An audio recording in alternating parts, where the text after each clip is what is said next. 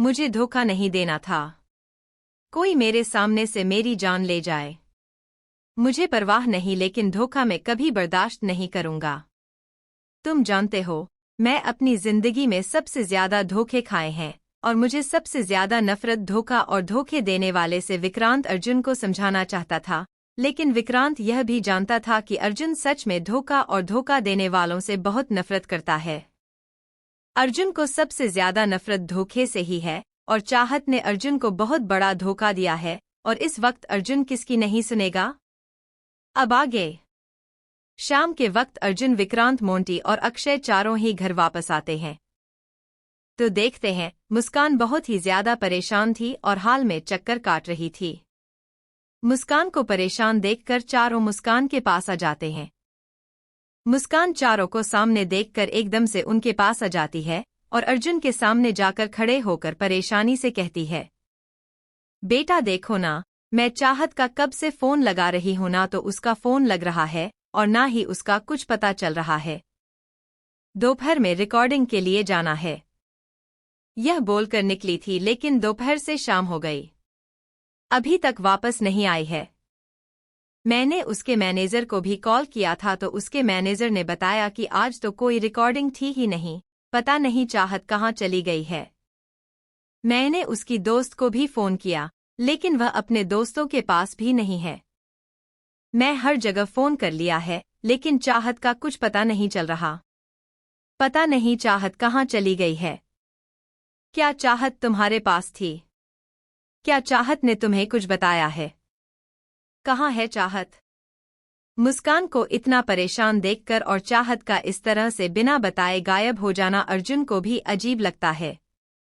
लेकिन मुस्कान को परेशान देखकर अर्जुन पहले मुस्कान को आराम से सोफे पर बैठता है और मुस्कान का हाथ पकड़कर कहता है, माँ आप इतनी परेशान क्यों हो रहे हैं?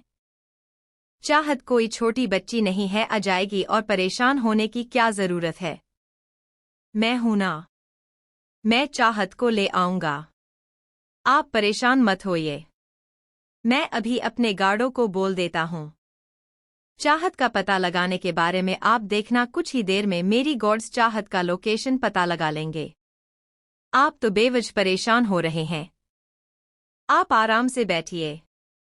अपनी बात बोलने के बाद अर्जुन मोंटी की तरफ देखा है तो मोंटी समझ जाता है और मोंटी जल्दी से मुस्कान के पास आकर बैठ जाता है और मुस्कान को समझने लगता है।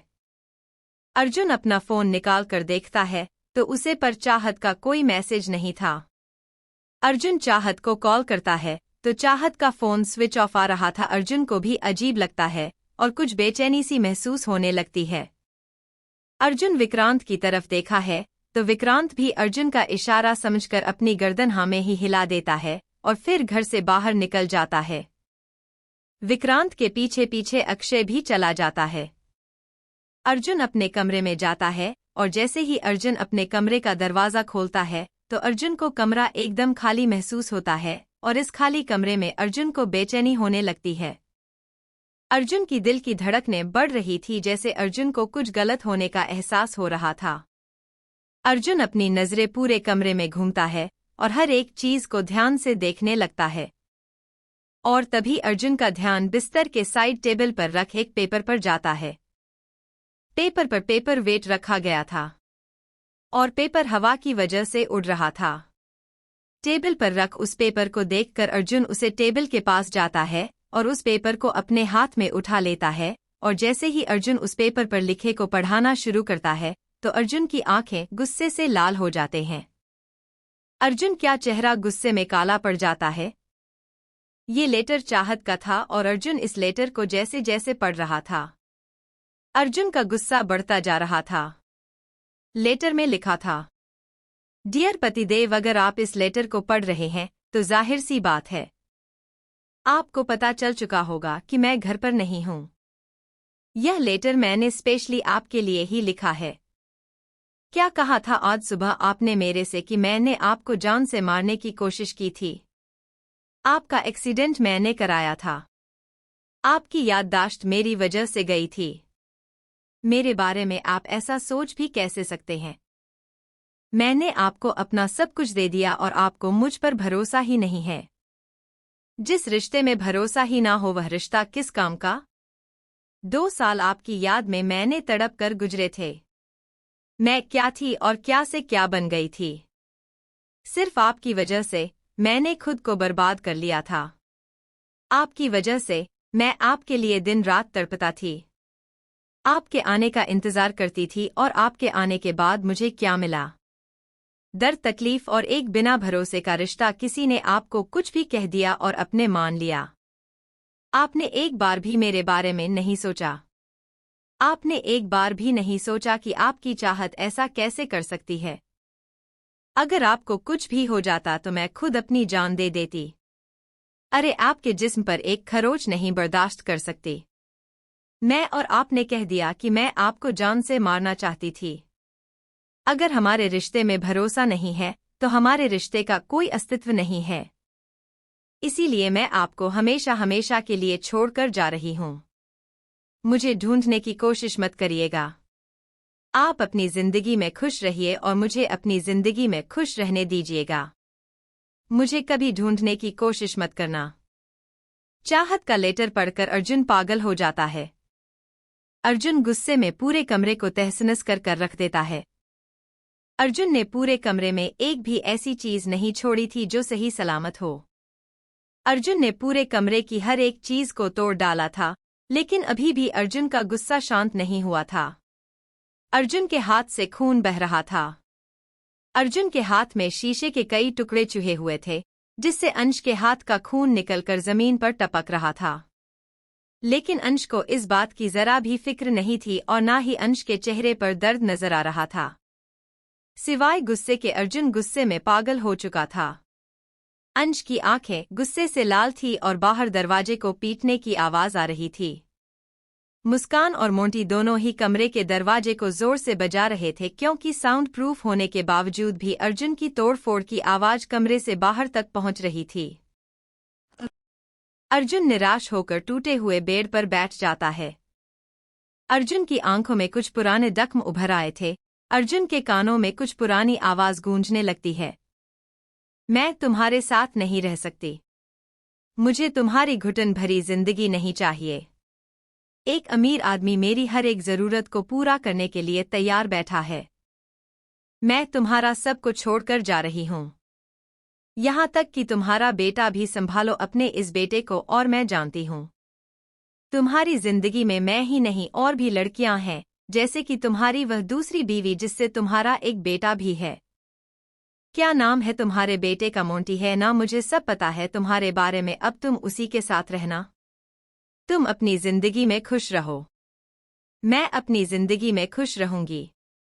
और तभी एक 10 साल का लड़का भागते हुए उसे औरत के पर को पकड़ लेता है और रोते हुए कहता है, नहीं माँ, मुझे छोड़कर मत जाओ। मुझे भी अपने साथ ले जाओ। मुझे पापा के पास नहीं रहना, पापा बहुत मारते हैं। माँ, मुझे भी अपने साथ ले जाओ। मुझे छोड़कर मत जाओ। माँ, मुझे भी आपके साथ जाना है। माँ, मुझे अपने साथ ले जाओ। माँ, पापा बहुत मारते हैं। माँ, माँ, माँ। सारी आवाज अर्जुन के कानों में गूंज रही थी। अर्जुन उन आवाजों से बचने के लिए अपने दोनों कानों पर हाथ रख देता है, लेकिन फिर भी अर्जुन को सारी आवाज से सुनाई दे रही थी। और तभी अर्जुन की नजर एक मेडिकल पेपर पर जाती है। उसे मेडिकल पेपर को देखते हुए अचानक ही अर्जुन को आ रही आवाज बंद हो जाते हैं। अर्जुन अपनी सवालिया नजरों से उसे मेडिकल पेपर को देखा है और फिर उसके करीब जाकर उसे मेडिकल पेपर को अपने हाथ में उठा लेता है। और जैसे जैसे अर्जुन उसे मेडिकल पेपर को पढ़ता है, अर्जुन के चेहरे पर मुस्कान आ जाती है और अर्जुन की आंखों में नमी आ जाती है। अर्जुन का दिल खुशी से भर जाता है। अर्जुन अपने चेहरे पर एक खतरनाक मुस्कान लाते हुए खुद से कहता है, तुम दुनिया के किसी भी कोने में जाकर छुप जाओ बीवी, लेकिन तुम्हें मुझसे कोई नहीं बचा सकता। तुमने बहुत गलतियां कर ली। तुम्हारी पहली गलती मुझे छोड़कर जाना। दूसरी गलती इतनी बड़ी बात मुझे ना बताना। तीसरी गलती मेरे होने वाले बच्चों को अपने साथ मुझे बिना पूछे लेकर जाना। तुमने सोच भी कैसे लिया कि मैं अपने बच्चों को और तुम्हें खुद से दूर जाने दूंगा? तुम्हें तो मेरे पास वापस आना ही होगा। दुनिया का कोई भी कोना तुम्हें मुझसे नहीं छुपा सकता। अर्जुन के हाथ में इस वक्त चाहत की प्रेगनेंसी रिपोर्ट थी, जिसे चाहत शायद गलती से वहीं पर भूल गई थी। अर्जुन चाहत की प्रेगनेंसी रिपोर्ट को अपने हाथ में लेता है और दरवाजा खोलकर किसी की तरफ नहीं देखता और सीधा बाहर चला जाता है। अर्जुन के हाथ से अभी भी खून बह रहा था, लेकिन अर्जुन को अपनी बह रही खून की कोई परवाह नहीं थी। अर्जुन ने इस हाथ से उसे प्रेगनेंसी रिपोर्ट को अपने हाथों में पकड़ रखा था। अर्जुन का इस तरह से बिना किसी से कुछ कहे जाते हुए देखकर मुस्कान और मोंटी दोनों ही बहुत ज्यादा परेशान हो जाते हैं, और फिर जैसे ही मुस्कान और मोंटी कमरे की हालत देखते हैं तो उनकी आंखें हैरानी से बड़ी हो जाते हैं, क्योंकि पूरा कमरा पूरी तरह से बर्बाद हो चुका था। कमरे की ऐसी हालत देखकर मोंटी वापस साजन की तरफ देखा है, तो अब मोंटी की नज़र भी अर्जुन के हाथ से बाहरी खून पर जाती है और मोंटी अर्जुन के पीछे चला जाता है। कमरे की ऐसी हालत देखकर और अर्जुन का बिना किसी से कुछ बोले चले जाना चाहत को बहुत ही ज्यादा बेचैन कर गया था, और चाहत का बिना बताए ऐसे ही चले जाना और उसका कुछ पता नहीं चलना, चाहत पहले से ही बहुत ज्यादा परेशान थी और आप अर्जुन का ऐसा बिहेवियर देखकर चाहत और भी ज्यादा परेशान हो गई थी। चाहत का दिल बहुत ज्यादा घबरा रहा था। मुस्कान धीरे कदमों से कमरे के अंदर जाती है और टूटी हुई सभी चीजों को देखने लगती है।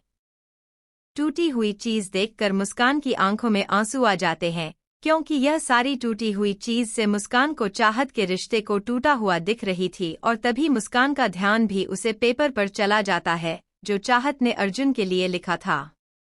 और जैसे ही मुस्कान उसे पेपर को पढ़ती है, मुस्कान की आंखों के सामने अंधेरा चला जाता है और मुस्कान चक्कर जमीन पर गिर पड़ती है।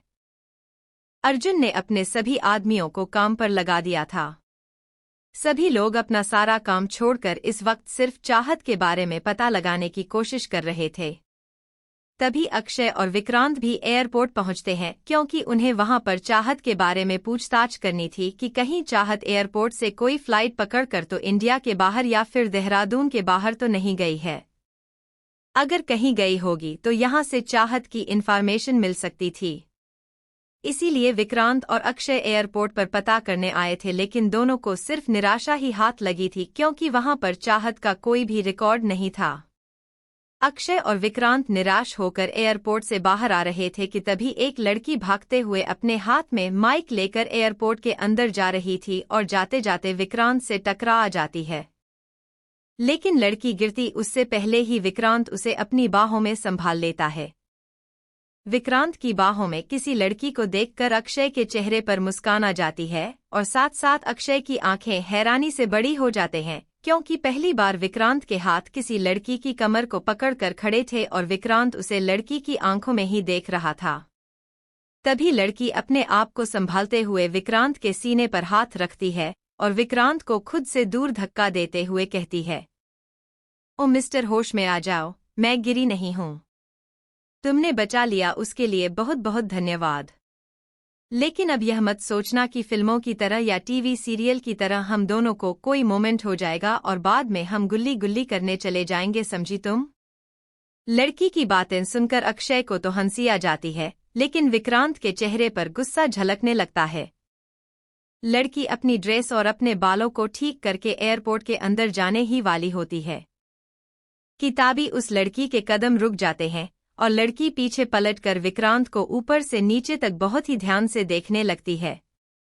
लड़की को इस तरह से देखते हुए प्रकर विक्रांत की भी आंखें छोटी हो जाते हैं और विक्रांत अजीब नजरों से लड़की को देखने लगता है, जैसे किसी पागल को देख रहा हो। लड़की वापस से विक्रांत के पास आती है और विक्रांत से कहती है, अगर मैं गलत नहीं हूं तो क्या आप विक्रांत राणा है, अर्जुन सिंह शेखावत के राइट हैंड? लड़की के बात सुनकर अक्षय और विक्रांत दोनों के ही चेहरे के भाव एकदम सीरियस हो जाते हैं और विक्रांत एकदम गुस्से में आकर लड़की की बाजू को पकड़ता है और उसे अपने करीब खींच कर कहता है, तुम्हें अर्जुन सिंह शेखावत के बारे में और मेरे बारे में कैसे पता? तुम अर्जुन सिंह शेखावत के बारे में और क्या क्या जानती हो? अर्जुन सिंह शेखावत का राइट हैंड विक्रांत राणा है और लेफ्ट हैंड अक्षय महाजन। इस बात को ज्यादातर सभी लोग जानते हैं, लेकिन अक्षय महाजन और विक्रांत राणा को बहुत ही कम लोग पहचानते हैं, क्योंकि उनकी पहचान अर्जुन ने कभी भी लेफ्ट हैंड या राइट हैंड के नाम से नहीं बल्कि उनके खुद के नाम से कराई है, और लड़की का इस तरह से बोलना कि विक्रांत अर्जुन सिंह शेखावत का राइट हैंड है, विक्रम को लड़की पर शक करने पर मजबूर कर देता है। विक्रांत को गुस्सा करते हुए देखकर लड़की खुश होकर कहती है, इसका मतलब मैं बिल्कुल सही बोल रही हूँ। आप विक्रांत राणा है, अर्जुन सिंह शेखावत के राइट हैंड। लड़की के चेहरे की खुशी देखकर विक्रांत की पकड़ लड़की की बाजू पर और भी ज्यादा टाइट हो जाती है, जिस लड़की को अपनी बाजू पर दर्द होने लगता है। विक्रम गुस्से में अपने शब्दों को चबाते हुए कहता है, कौन हो तुम और तुम मेरे बारे में कैसे जानती हो? सच सच बताना वरना अपनी जान से हाथ धो बैठोगे।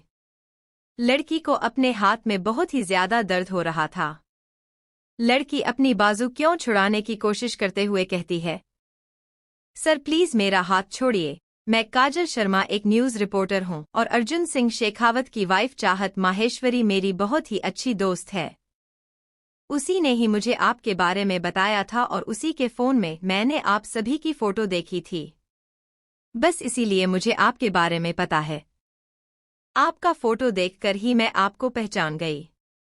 चाहत का जिक्र सुनते ही विक्रांत की पकड़ लड़की की बाजू पर ढीली हो जाती है और अक्षय भी लड़की के पास आ जाता है। लड़की अपने हाथ को विक्रांत की पकड़ से छुड़ा लेती है और अपने हाथ को सहलाते हुए कहती है, पता नहीं किस बेवकूफ ने कहा था कि आज यहाँ पर एक सेलिब्रिटीज आ रहे हैं और उसी को कवर अप करने के लिए मैं यहाँ पर आई थी और आपसे टकरा गई। देखी आपने कितनी टाइट मेरी बाजू को पकड़ा था। आपकी उंगलियों के निशान मेरी बाजू पर बन गए। सभी विक्रांत उसे लड़की की बाजू को देखा है। सच में उसे लड़की की बाजू पर विक्रांत की उंगलियों के निशान बन गए थे। लेकिन विक्रांत उन निशानों को इग्नोर करते हुए काजल से कहता है, मुझे माफ कीजिएगा, मुझे आपके बारे में पता नहीं था और अनजाने में मुझसे गलती हो गई। क्या कहा आपने? मैंने ठीक से सुना नहीं। काजल की बात को सुनकर विक्रांत अपनी आंखें छोटी करके अजीब नजरों से काजल को देखने लगता है तो काजल विक्रांत से कहती है, वो क्या है ना, मैंने कभी हैंडसम लड़कों को सॉरी बोलते हुए नहीं देखा, क्योंकि जितने लड़के हैंडसम होते हैं उतना ही उनके अंदर ईगो और एटीट्यूड भरा होता है। लेकिन आप हैंडसम होने के साथ साथ किड और जेंटलमैन भी है। काजल की बातें विक्रांत को बहुत ही ज्यादा अजीब लग रही थी। इसीलिए विक्रांत अब काजल से पीछा छुड़ाने के बारे में सोचने लगता है। विक्रांत काजल से पीछा छुड़ाते हुए कहता है, वेल हमें ना अभी बहुत जरूरी काम है, इसीलिए हमें जाना होगा तो हम चलते हैं। Okay goodbye. और विक्रांत काजल को बोलने का आगे कोई मौका नहीं देता और अक्षय के साथ वहां से चला जाता है। अक्षय और विक्रांत गाड़ी में बैठते हैं। तभी अक्षय, जो कि बहुत देर से अपनी हंसी को कंट्रोल कर रहा था, गाड़ी में अपनी हंसी को कंट्रोल नहीं कर पाता और जोर जोर से हंसने लगता है। हाँ। विक्रांत गुस्से से अक्षय को देखने लगता है तो अक्षय अपनी हंसी को बड़ी मुश्किल से कंट्रोल करते हुए कहता है, अच्छा ठीक है, नहीं हंस रहा। हाँ। और फिर से अक्षय हंसने लगता है और अपनी हंसी को कंट्रोल करते हुए कहता है, आज पता चला तेरी कोई गर्लफ्रेंड क्यों नहीं बनी, तेरी लड़कियों से इतनी फटती है। हम में से किसी को नहीं पता था। तू तो लड़कियों को देखकर बिल्कुल भीगी बिल्ली बन जाता है। अक्षय को हंसता हुआ देखकर विक्रांत से कंट्रोल नहीं होता और विक्रांत अक्षय को मारने के लिए अक्षय के ऊपर चढ़ जाता है। दोनों के बीच में ऐसी ही नोक-झोंक चलती है और थोड़ी देर बाद अक्षय और विक्रांत रुक जाते हैं और अपनी अपनी जगह पर आकर बैठ जाते हैं। विक्रांत गाड़ी स्टार्ट करके वहां से जाने है वाला था कि तभी विक्रांत को देखा है जो लड़की यानी कि काजल, जो अभी थोड़ी एयरपोर्ट से बाहर की तरफ जा रही थी, और फिर से अक्षय देखा है कि वही लड़की एयरपोर्ट से बाहर निकल रही थी। काजल को फिर से एयरपोर्ट से निकलता हुआ देखकर विक्रांत को उसे पर शक होता है और विक्रांत अक्षय से कहता है, यह तो वही लड़की है ना जो मुझे टकराई थी, और यह तो एयरपोर्ट से बाहर की तरफ ही जा रही थी, लेकिन यह फिर से एयरपोर्ट से क्यों निकल रही है? अक्षय की काजल को देखा है और फिर देखते हुए बोलता है, शायद इसका कोई सामान अंदर रह गया। वह उसे लेने के लिए अंदर गई हो। विक्रांत, तुझे उसके हाथ में कोई सामान नजर आ रहा है। अक्षय, शायद अपना फोन भूल गई हो या ब्लूटूथ भूल गई होगी। विक्रांत, जब मैं इससे टकराया था, ये फोन पर बात करते हुए बाहर आ रही थी और इसने ब्लूटूथ ही लगा रखा था। विक्रांत की बात को समझकर अक्षय को भी अब काजल पर शक होने लगता है। दूसरी तरफ काजल फोन पर बात करते हुए चल रही थी। तुझे परेशान होने की जरूरत नहीं है। उनकी गाड़ी अभी बाहर ही खड़ी है और दोनों गाड़ी में ही बैठे हैं। शायद, लेकिन दूर से मुझे दिखाई नहीं दे रहा है। तू टेंशन मत ले। मैंने उन्हें पहले भी एयरपोर्ट के अंदर नहीं जाने दिया था और अब तो तेरी फ्लाइट टेक ऑफ करने वाली है, तू रिलैक्स हो जा। फोन की दूसरी तरफ से आवाज आती है। थैंक यू यार, थैंक यू सो मच। अगर तू नहीं होती तो मेरा इंडिया से बाहर जाना नामुमकिन था। लेकिन मुझे पूरा यकीन था तू मेरी सिचुएशन भी समझेगी और मेरी मदद भी करेगी। अगर तू नहीं होती तो पता नहीं मैं कैसे सब कुछ हैंडल कर पाती। Thank you so much. मेरा इंडिया से बाहर जाने का इंतजाम करने के लिए तो नहीं जानती तूने मेरी कितनी बड़ी मदद करी है। मेरा इंडिया से बाहर जाना बहुत ही जरूरी था, क्योंकि अगर मैं इंडिया में रहती तो अर्जुन सर मुझे कहीं से भी ढूंढ ही निकलती। काजल, दोस्त भी कहती है और एहसान भी जाता रही है। अरे तुम मेरी दोस्त है, बचपन की दोस्त। तुझे कोई भी प्रॉब्लम हो और मैं चुपचाप बैठे देखती रहूंगी। ऐसा भला हो सकता है क्या? काजल से फोन पर बात करने वाली कोई और नहीं कल की चाहत ही थी और अभी चाहत काजल से बात ही कर रही थी कि तभी एयर हॉस्टल चाहत के पास आकर रहती है। Please switch off your mobile. Air hostel की बात सुनकर चाहत काजल से कहती है। अच्छा चल ठीक है, मैं तुझे पहुंचकर कॉल करती हूँ। और सुन, अपना ध्यान रखना और उन लोगों की नज़र में बिल्कुल मत आना, वरना वो तुझे मेरा पता जानने के लिए किसी भी हद तक जा सकते हैं। अपना ध्यान रखना। चाहत की बात सुनकर काजल मुस्कुराते हुए कहती है। अरे पागल, तुझे मेरी टेंशन लेने की जरूरत नहीं है। तो शायद बोल रही है कि मैं एक न्यूज़ रिपोर्टर हूँ और किसी की भी हाथों से बचकर निकालना मेरे लिए बाएं हाथ का काम है। मैं अपना ध्यान रखूंगी और उन लोगों को मुझ पर शक भी नहीं होने दूंगी। वैसे भी तेरे ससुराल में मुझे कोई नहीं जानता। तू बस आराम से जा और वहां पर जाकर जैसा मैंने बताया है वैसे ही उन लोगों से मिल लेना। तेरा सारा इंतजाम मैं नहीं करवा दिया है, ठीक है? चल ठीक है, पहुंचकर कॉल।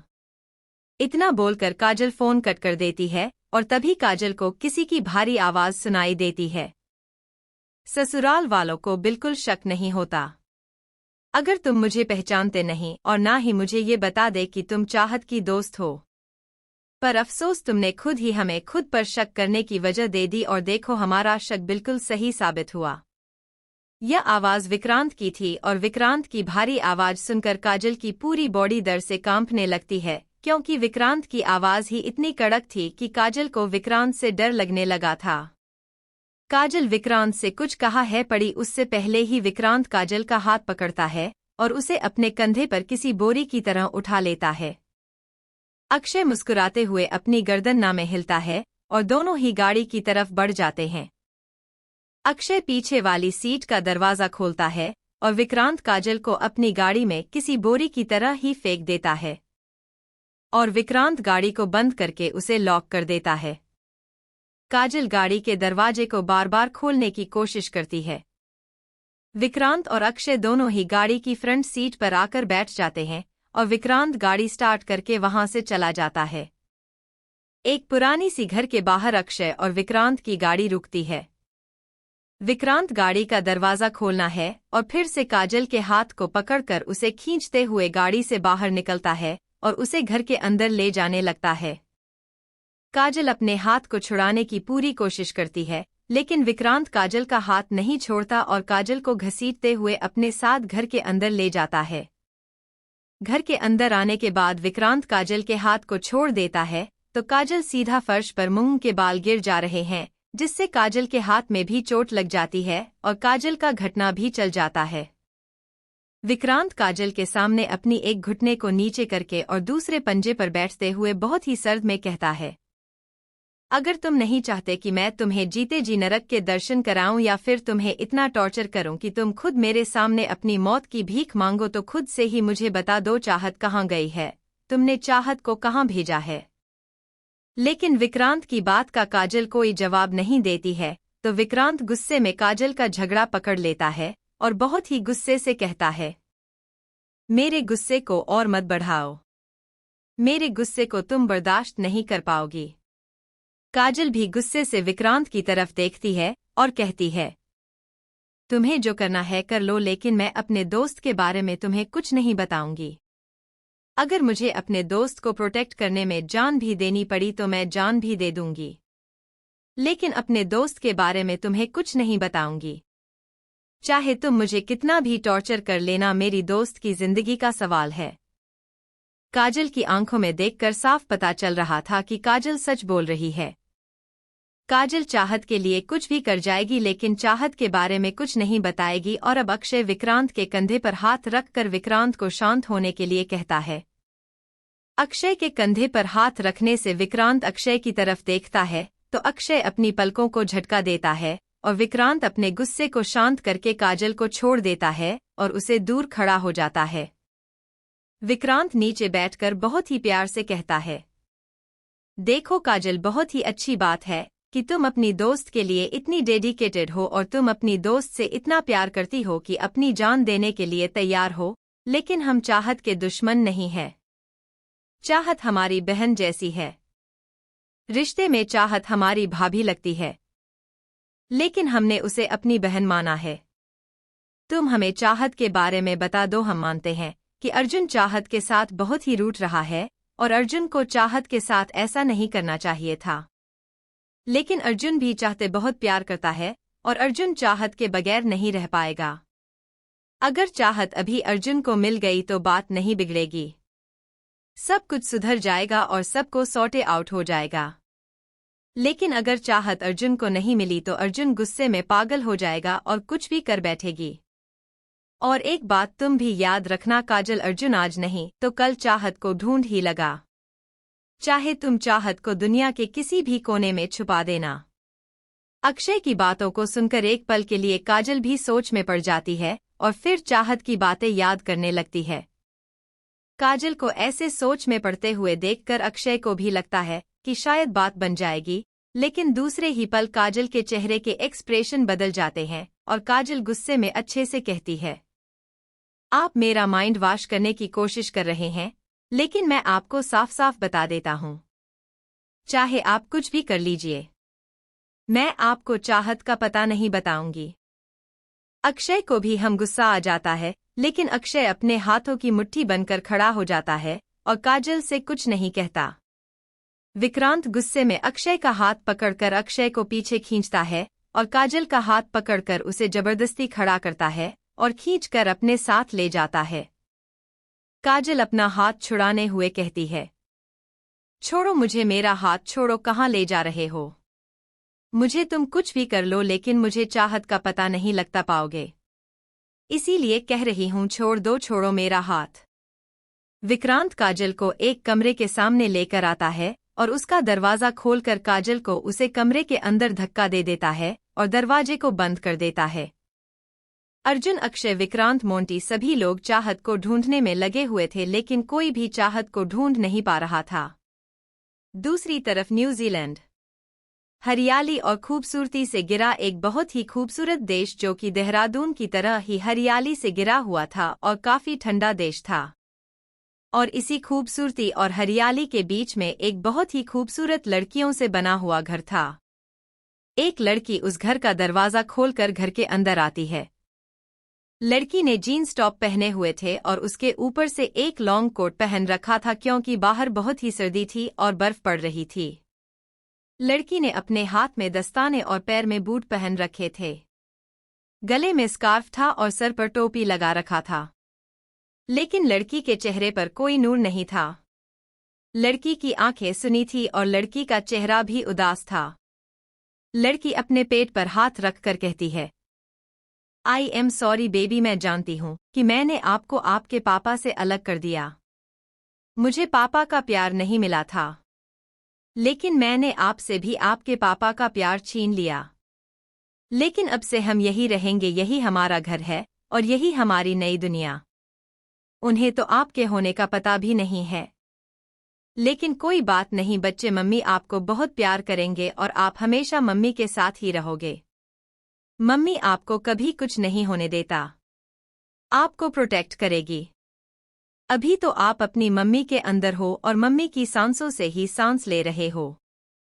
मम्मी की आंखों में ही तुम दुनिया देखोगे। लेकिन बेबी, मम्मी को आपकी जरूरत है। आप जल्दी जल्दी बड़े हो जाओ और मम्मी के पास आ जाओ। Mummy miss you, I love you baby. और यह खूबसूरत लड़की कोई और नहीं बल्कि चाहत थी। एक तरफ चाहत ने अपनी जिंदगी को अकेले जीने का फैसला कर लिया था और चाहत अपने बच्चों को अकेले ही पालना चाहती थी, और दूसरी तरफ अर्जुन चाहत को पूरे देश के कोने कोने में ढूंढ रहा था और अब अर्जुन ने दुनिया के कोने कोने में ढूंढना शुरू कर दिया था। और ऐसे ही वक्त गुजारना शुरू हो जाता है। दिन ब दिन अर्जुन का गुस्सा और दर्द बढ़ता ही जा रहा था। अर्जुन गुस्से में पागल हो चुका था। अर्जुन को अब किसी और बात का ख्याल ही नहीं रहता था। अर्जुन बस दिन रात चाहत को ही ढूंढने में लगा हुआ था। मुस्कान से भी अर्जुन की ऐसी हालत देखी नहीं जाती थी। अर्जुन हर समय चाहत को ही ढूंढने में लगा रहता था, लेकिन चाहत का कहीं कोई पता नहीं चल पा रहा था। और दूसरी तरफ काजल ने भी कसम खा ली थी कि चाहत का पता बिल्कुल नहीं बताएगी। काजल को विक्रांत जी भी तरीके से टॉर्चर कर सकता था। उसने उसे टॉर्चर किया था, लेकिन काजल विक्रांत को चाहत के बारे में कुछ नहीं बताया और ऐसे ही वक्त गुजारने लगता है। दिनों से हफ्तों में वक्त गुजरता है और हफ्तों से महीना में और महीने से आज पूरा 1 साल हो जाता है। लेकिन चाहत का कहीं कुछ पता नहीं चलता। लेकिन इस 1 साल में बहुत कुछ बदल चुका था। अर्जुन का बिहेवियर पूरी तरह से चेंज हो गया था। अर्जुन किसी से भी सीधे मुंह बात नहीं करता था। अर्जुन सभी से दूर दूर रहता था और ज्यादातर अर्जुन अकेले में ही रहना पसंद करता था। और दूसरी तरफ विक्रांत काजल को अपने पास रखने के लिए एक कॉन्ट्रैक्ट पेपर लेकर आया था। विक्रांत कॉन्ट्रैक्ट पेपर को काजल के सामने टेबल पर जोर से पटकते हुए रखता है और बहुत ही गुस्से में कहता है, अगर नहीं चाहती कि तुम्हारा छोटा भाई स्कूल से घर आते हुए रास्ते में किसी ट्रक के नीचे कुचल कर मर जाए तो चुपचाप इन पेपर पर साइन कर दो, वरना तुम जानती हो मैं सिर्फ कहता नहीं हूं, कर भी सकता हूं। चाहत डरते हुए उन पेपर को अपने हाथ में उठा लेती है और अपनी कपटी आवाज में कहती है, मैं पेपर पर साइन कर दूंगी। प्लीज मेरे भाई को कुछ मत करना। तुम जैसा बोलोगे मैं वैसा ही करूंगी। लेकिन यह पेपर है। किस चीज के तुम किन पेपर पर मेरे साइन कराना चाहते हो? देखो, मेरे पास ऐसा कुछ नहीं है जिसे तुम ले सको। तुम्हारे पास तो पहले से ही सब कुछ है। मैं भला तुम्हें क्या ही दे सकती हूं? काजल सोफे पर बैठी हुई थी और उसके सामने एक टेबल रखा था जिस पर विक्रांत ने पेपर रखे थे। विक्रांत टेबल पर अपना एक पैर रखता है और काजल के चेहरे की तरफ झुकते हुए गुस्से में कहता है, ले सकता हूं। अभी भी तुमसे बहुत कुछ ले सकता हूं। सबसे पहले मैं तुम्हारी आजादी छीन लूंगा। इन पेपर पर साइन करने के बाद तुम्हारी जिंदगी मेरे हाथों में होगी। मैं जैसा बोलूंगा तुम्हें वैसा ही करना होगा। तुम मुझसे बिना पूछे कहीं नहीं जा सकती, यहां तक कि अपनी जॉब पर भी नहीं। तुम आज के बाद अपने परिवार, अपने भाई से कभी नहीं मिल पाओगी। विक्रांत की बातें सुनकर चाहत की आंखों में और भी ज्यादा डर उतर आता है और चाहत डरते हुए विक्रांत की आंखों में दिखती है और कहती है, आखिर तुम करना क्या चाहते हो? यह कौन से पेपर है? तुम किन पेपर पर मेरे साइन लेना चाहते हो? काजल की बातें सुनकर विक्रांत के चेहरे पर एक तिरछी और खतरनाक मुस्कान आ जाती है। विक्रांत खतरनाक स्माइल के साथ कहता है, यह हमारे मैरिज कॉन्ट्रैक्ट के पेपर हैं और इस कॉन्ट्रैक्ट में मेरी कुछ शर्तें लिखी हैं। पहले इन पर साइन करो, फिर मैं तुम्हें सारी शर्त खुद पढ़कर सुनाऊंगा। विक्रांत की बातें सुनकर काजल हक्की बक्की रह जाती है। उसके सर पर तो जैसे आसमान ही टूट पड़ता है और पैरों से नीचे की जमीन खिसक जाती है। काजल ध्यान से उन पेपर को देखते हैं तो उसे पर कॉन्ट्रैक्ट मैरिज लिखा हुआ था। अपने हाथों में पड़े उन पेपर को देखकर काजल एक बार फिर से विक्रांत की आंखों में देखती है। उसे लगता है कि शायद विक्रांत उसके साथ कोई परेड कर रहा है, जिससे काजल डरकर चाहत का पता बता दे, लेकिन विक्रांत की आंखों में सिवाय गुस्से के और कुछ नजर नहीं आता। काजल अपनी थकी सी आवाज में कहती है, मुझसे शादी करके मेरी जिंदगी बर्बाद करके तुम्हें क्या मिलेगा? मैं उसके बाद भी तुम्हें चाहत का पता नहीं बताऊंगी। तुमने मुझे हर तरीके से डरा कर, धमका कर और ब्लैकमेल करके देख लिया, लेकिन किसी से बात नहीं बनी, इसीलिए अब मेरी जिंदगी बर्बाद करने आए हो।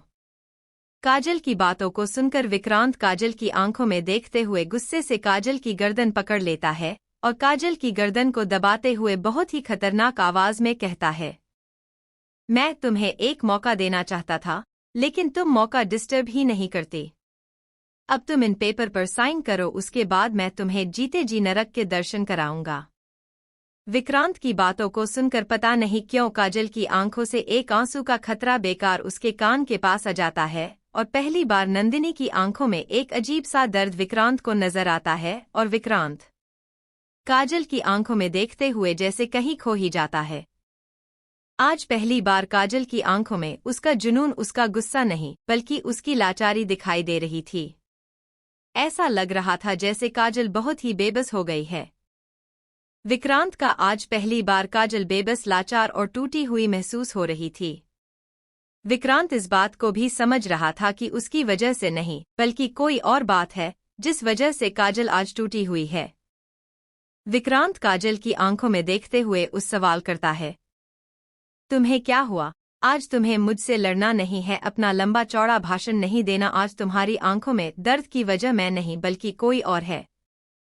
विक्रांत की बात को सुनकर काजल भी बहुत ही गौर से विक्रांत की आंखों में देखती है और फिर अपनी नजरें हटा लेती है। काजल विक्रांत से अलग होती है और उन पेपर्स को अपने हाथ में लेकर टेबल पर रखा पेन उठाती है और उन पर साइन कर देती है। काजल ने पेपर पर साइन ऐसे कर दिए थे जैसे विक्रांत ने उसे धमकी देकर नहीं बल्कि काजल अपनी मर्जी से विक्रांत के साथ कॉन्ट्रैक्ट मैरिज में आना चाहती है। दूसरी तरफ न्यूजीलैंड, लकड़ी के खूबसूरत से घर में एक छोटा सा 2 महीने का बच्चा बहुत ही जोर जोर से रो रहा था। तभी एक खूबसूरत सी लड़की अपने हाथ में दूध की बोतल लेकर आती है। बच्चों को रोता हुआ देखकर लड़की को भी बहुत ज्यादा दुख होता है और उसे भी रोना आने लगता है। लड़की दूध की बोतल को साइड में रख देती है और बच्चों को अपनी गोद में उठा लेती है। लड़की बच्चे को अपनी गोद में अच्छे से पकड़ती है और बच्चे को हिलने लगती है ताकि बच्चों चुप हो जाए, लेकिन बच्चा चुप ही नहीं हो रहा था। लड़की दूध की बोतल को उठती है और उसे बच्चों को दूध पिलाने लगती है, लेकिन वो बच्चा दूध की बोतल से दूध नहीं पी रहा था। अब बहुत ही ज्यादा परेशान हो जाती है। काफी देर तक कोशिश करने के बाद भी बच्चा बोतल से दूध नहीं पीता। लड़की थककर बिस्तर पर बैठ जाती है और फिर अपनी ड्रेस के सामने के बटन खोल देती है और बच्चे को अपना दूध पिलाने लगती है। बच्चा भी बड़ी शांति से अपनी माँ के सीने से लगाकर दूध पी रहा था। लड़की बच्चे को दूध पिलाते हुए बहुत ही ज्यादा इमोशन हो जाती है और उसकी आंखों से आंसू निकल आते हैं।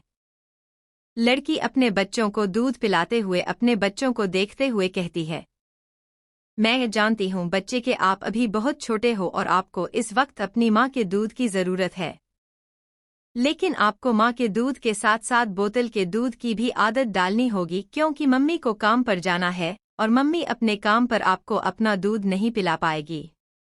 दूसरी तरफ इंडिया में एक बहुत ही लग्जरियस कमरे में एक लड़का एक तस्वीर के सामने खड़ा था। उसे लड़के के चेहरे पर कोई भाव नहीं थे। लड़का अपनी पैंट की जेब में अपने दोनों हाथ डाले बस उसे लड़की की तस्वीर को ही घर रहा था, जो इस वक्त दीवार पर मुस्कुराते हुए उसे ही देख रही थी। लड़का उसे लड़की को देखते हुए गुस्से से कहता है, 1 साल, पूरा 1 साल हो गया है तुम्हें मुझसे दूर हुए और शायद मेरा बच्चा भी अब 2 महीने का हो गया होगा। मेरा बच्चा मेरा अंश इस दुनिया में है, लेकिन तुम्हारी वजह से आज तक मैंने अपने बच्चों को नहीं देखा, उसे अपनी गोद में लेकर नहीं सुलझा। उसका पहला रोना, उसकी पहली मुस्कान मैंने कुछ नहीं देखा। सिर्फ तुम्हारी वजह से, और इसके लिए मैं तुम्हें कभी माफ नहीं करूंगा। मेरा अंश, मेरा बच्चा इस दुनिया में है, लेकिन मुझे यह भी नहीं पता कि वह लड़का है या लड़की। लेकिन अब्बास, बहुत हो गया। अब मैं तुम्हें किसी भी हाल में ढूंढ कर निकलूंगा। अब मैं और इंतजार नहीं करूंगा। अब मैं और अपने बच्चों से दूर नहीं रह सकता। तुम्हारी वजह से मैं पिछले 2 महीने से अपने बच्चों से दूर हूं। लेकिन अब बस बहुत हो गया। तुम्हें वापस मेरे पास आना होगा, और तुमने जो मेरे साथ किया है उसकी सजा भी तो तुम्हें देनी है। ये वो। दूसरी तरफ विक्रांत का घर। काजल के साइन करने के बाद विक्रांत पेपर को अपने हाथ में ले लेता है और फिर मुस्कुराते हुए काजल से कहता है, तुमने पेपर पर साइन करके अपनी याद आती खुद मुझे मेरे हाथों में दे दी है। अब से तुम सिर्फ वही करोगी जो मैं तुमसे कहूंगा। आपसे तुम काजल बख्शी नहीं, बल्कि काजल विक्रांत राणा हो। अब से तुम मेरी बीवी हो, और मेरी बीवी होने के नाते अब से तुम्हें इसी घर में रहना होगा। जैसा मैं कहूंगा वैसा करना होगा। बीवी होने के सारे फर्ज निभाने होंगे। दुनिया वालों की नजरों में तुम सिर्फ मेरी एक मेड बनकर रहोगी, लेकिन इस 4 दीवारी के अंदर तुम मेरी बीवी रहोगी। काजल विक्रांत को ऐसे देख रही थी जैसे कि विक्रांत की बातों से उसे पर फर्क ही नहीं पड़ रहा है। काजल विक्रांत को देखते हुए विक्रांत से कहती है, ठीक है, अगर तुम दुनिया वालों को नहीं बताना चाहते कि हमारे बीच का रिश्ता क्या है, तो मैं भी किसी से कुछ नहीं कहूंगी। लेकिन मैं सिर्फ अपनी फैमिली को यह बताना चाहती हूँ कि अब से मैं किसी की बीवी हूँ। मैं तुम्हारा नाम नहीं लूंगी, लेकिन मैं सिर्फ अपनी फैमिली को यह बताना चाहती हूँ कि अब से मैं शादीशुदा हूँ और अपने पति के साथ उसके घर में रहूंगी, और मुझे अपने घर से अपना सामान लेकर आना है। विक्रांत बहुत ही गौर से काजल को देख रहा था। ऐसा लग रहा था जैसे काजल को किसी भी बात का कोई फर्क ही नहीं पड़ रहा था। इस शादी से जैसे कोई एतराज ही नहीं था। विक्रांत काजल को अपनी शक भरी नजरों से देखने लगता है कि तभी विक्रांत का फोन बजने लगता है, और विक्रांत अपने हाथों के इशारे से उसे जाने के लिए कह देता है। तभी विक्रांत फोन पर कहता है, नहीं, न्यूजीलैंड में आज तक हमें कोई प्रोजेक्ट नहीं किया है। वहां की लोकेशन हमारे लिए सही नहीं लग रही। न्यूजीलैंड का नाम सुनते ही काजल के बढ़ते हुए कदम रुक जाते हैं, और काजल अपनी ड्रेस को अपने हाथों की मुट्ठी में बंद कर लेती है, और विक्रांत, जिसकी नज़र काजल पर ही थी। काजल का रिएक्शन विक्रांत की नज़रों से चुप नहीं पाता, और विक्रांत को काजल पर शक हो जाता है। लेकिन तभी विक्रांत अपने शक को कंफर्म करने के लिए कहता है, लेकिन अब मैं सोच रहा हूं कि अपना प्रोजेक्ट न्यूजीलैंड में ही स्टार्ट किया जाए, क्योंकि एक वही ऐसा देश है जहां पर हमारा कोई नाम नहीं है, और वहां की पॉपुलेशंस भी बहुत कम है। लेकिन वहां की फैशन इंडस्ट्रीज और टेक्नोलॉजी काफी हाई है, तो हमें न्यूजीलैंड में भी अपना प्रोजेक्ट शुरू करना चाहिए। काजल विक्रांत के सामने पीठ करके खड़ी थी, इसीलिए काजल को लगता है कि विक्रांत काजल के चेहरे के एक्सप्रेशन नहीं देख पा रहा है। लेकिन काजल को इस बात का अंदाजा नहीं था कि काजल की जिस जगह पर इस वक्त वह खड़ी है उसका रिएक्शन सामने लगे आईने में साफ दिखाई दे रहा था, और अब काजल के माथे पर आए पसीने और काजल के चेहरे पर दिखाई दे रही घबराहट से विक्रांत को काजल पर पूरा शक हो जाता है, और विक्रांत के चेहरे पर एक तिरछी मुस्कान आ जाती है। काजल बिना वक्त गवाए वहां से निकल जाती है। काजल जैसे ही विक्रांत के घर से बाहर निकलती है तो सबसे बड़ी गलती कर देती है। काजल अपना फोन निकलती है और घबराहट में चाहत को कॉल कर देती है। दूसरी तरफ न्यूजीलैंड। चाहत बिस्तर पर बैठी हुई लैपटॉप पर कुछ काम कर रही थी, और उसका छोटा सा बच्चे बिस्तर पर आराम से खेल रहा था। चाहत लैपटॉप पर नई जॉब सर्च कर रही थी। चाहत की पिछली जॉब चली गई थी, क्योंकि चाहत पिछले 3 महीना से ऑफिस नहीं गई थी। इसीलिए चाहत अब दूसरी जॉब सर्च कर रही थी, और तभी चाहत का फोन रिंग करता है। चाहत अपना फोन दिखती है तो उसे पर काजल नाम लिखा आ रहा था। काजल को अपने फोन से कॉल करते हुए देखकर चाहत को बेचैनी हो जाती है, लेकिन चाहत की हिम्मत नहीं होती कॉल उठाने की, इसीलिए चाहत काजल का कॉल नहीं उठाती है। काजल 2 से 3 बार चाहत को कॉल करती है, लेकिन हर बार चाहत कॉल नहीं उठाती, और जल्द ही काजल को रिलायंस होता है कि जल्दबाजी और घबराहट में काजल अपने फोन से ही चाहत को कॉल कर रही थी और चाहत को कॉल करने का मतलब था कि सभी को चाहत की लोकेशन का पता लग जाता, लेकिन काजल गलती कर चुकी थी। काजल जल्दी से अपना फोन बैग में रखती है और टैक्सी लेकर वहां से चली जाती है। दूसरी तरफ से विक्रांत, जिसने काजल के फोन को तब करवा रखा था, घर के अंदर से ही काजल पर नजर बनाए हुए था। काजल के जाने के बाद विक्रांत अपने फोन से किसी को कॉल करता है और सामने से फोन उठाने पर विक्रांत अपनी कड़क आवाज में कहता है, कहाँ और किस कॉल की गई थी अभी? तो सामने से आवाज आती है, सर मैडम ने अपने फोन से न्यूजीलैंड का नंबर डायल किया था और डायल किया गया नंबर किसी अलीना के नाम पर रजिस्टर्ड है। सामने की बात सुनकर विक्रांत आगे कुछ नहीं कहता और कॉल कट कर देता है और फिर विक्रांत भी अपने घर से बाहर निकलता है और अपनी गाड़ी में बैठकर वहां से निकल जाता है। चाहत इस तरह से अचानक काजल के अपने पर्सनल नंबर से फोन करने पर बहुत ही ज्यादा बेचैन हो गई थी। चाहत का दिल घबराने लगा था और चाहत को किसी अनहोनी का एहसास हो रहा था।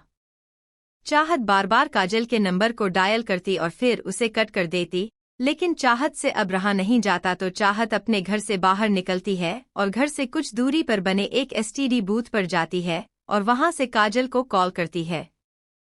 2-4 रिंग जाने के बाद काजल भी फोन उठा लेती है। तभी दूसरी तरफ से चाहत बेचैन होकर काजल से कहती है, हेलो काजल, मैं चाहत, क्या हुआ था? तुमने आज मुझे अपने पर्सनल नंबर से कॉल किया था। सब कुछ ठीक तो है ना? कहीं कुछ गड़बड़ हुई है क्या? तुमने अर्जुन सर या फिर विक्रांत सर को मेरे बारे में कुछ बात तो नहीं दिया ना? प्लीज काजल बताओ मुझे वहां पर क्या चल रहा है। अर्जुन सर को मेरे बारे में कुछ पता तो नहीं चला ना?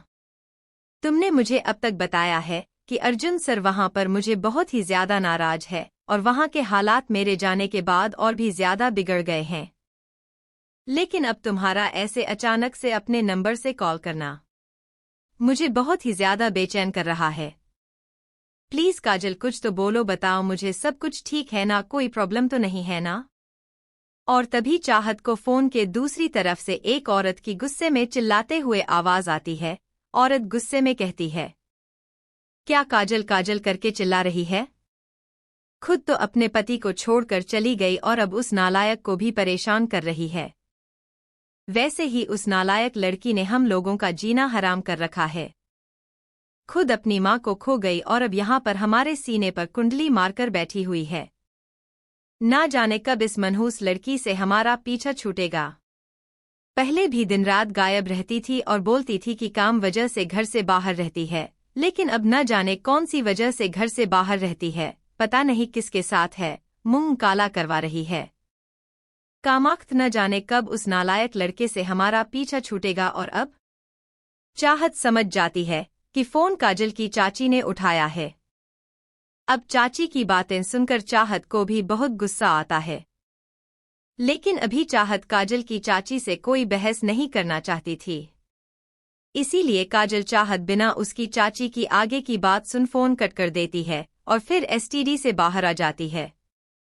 चाहत गहरी गहरी सांस ले रही थी। चाहत को बहुत ही ज्यादा बेचैनी हो रही थी। चाहत अपने दिल पर हाथ रख लेती है और अर्जुन को याद करने लगती है। अर्जुन को याद करते हुए और अर्जुन के साथ बिताए पर चाहत की आंखों के सामने किसी फिल्म की तरह चलने लगते हैं। चाहत अर्जुन को याद करते हुए कहती है, जितना प्यार आपने मुझे किया था, काश उतना भरोसा भी किया होता। मानती हूं कि पूरी दुनिया ने आपको धोखा दिया है, लेकिन आप मुझे दुनिया के बाकी लोगों की तरह कैसे समझ सकते हैं? मैं आपकी बीवी हूं, आपसे प्यार करती हूं। मैं आपको कैसे धोखा दे सकती थी? आपने मुझ पर बहुत ही बड़ा और बहुत ही गंदा इल्जाम लगाया था।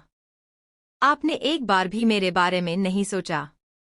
आपने बस किसी दूसरे की बात पर विश्वास करके मुझे गुनहगारों की लाइन में खड़ा कर दिया। आपने दूसरों पर विश्वास किया, मुझ पर नहीं। इसीलिए अब मैं कभी आपके पास नहीं आऊंगी। आपने शायद मुझे इस देश में ढूंढ लिया हो, लेकिन आप मुझे पहुंच नहीं पाएंगे, क्योंकि आपके मुश्ताक आने से पहले मैं इस देश को ही छोड़कर चली जाऊंगी।